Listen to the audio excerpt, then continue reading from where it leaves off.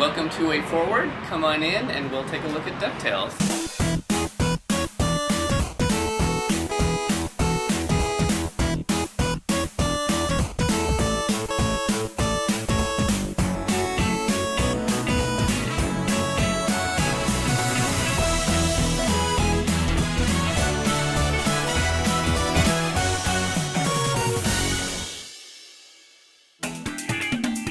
You know, with the character designs of Scrooge, we went through weeks, if not a month or so, of trying to nail down the design of what Scrooge is going to look like, starting from a very Carl Barks look to, you know, something that's a lot more like the show. In the animation process of the game, we blocked out a time every single day to do an animation review, because animation for this game was one of the most important aspects.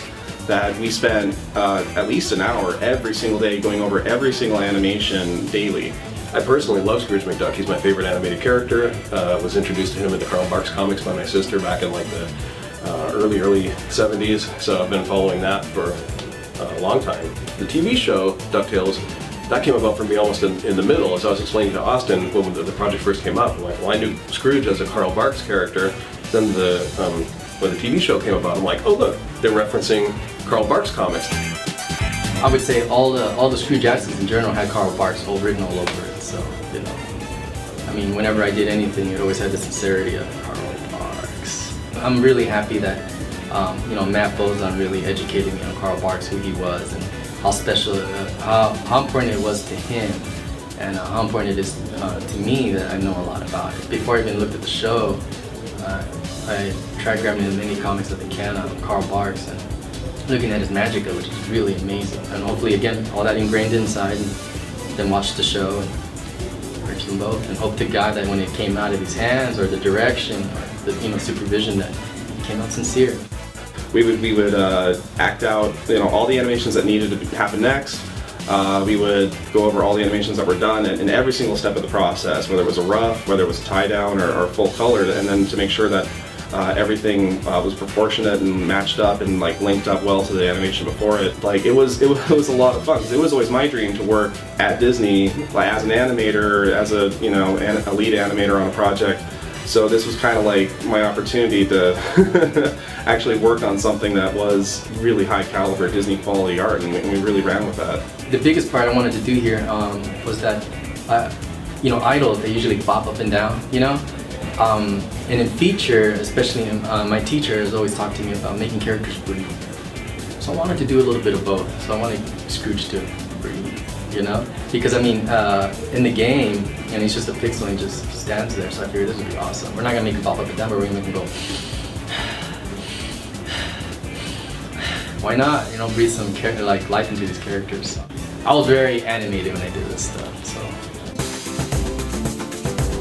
I pushed really hard for Magica and Glomgold to have a bigger role. That was really important to me.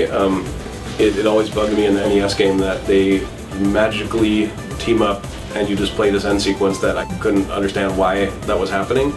I wanted to give that a little more meaning. Even in the show, she was always so cool. She was like inspiring, but in a negative way, because she's an evil villain. But I just love her cackle. I love her movement. She's always so fluid. Even though she was like this essence of evil in a way, she was still very ladylike.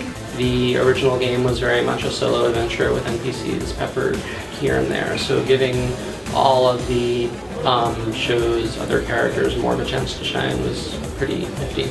It's really great to see the nephews in particular have more to do. In the show and in the game too, I always like the nephews and Webby's designs because they're freaking adorable.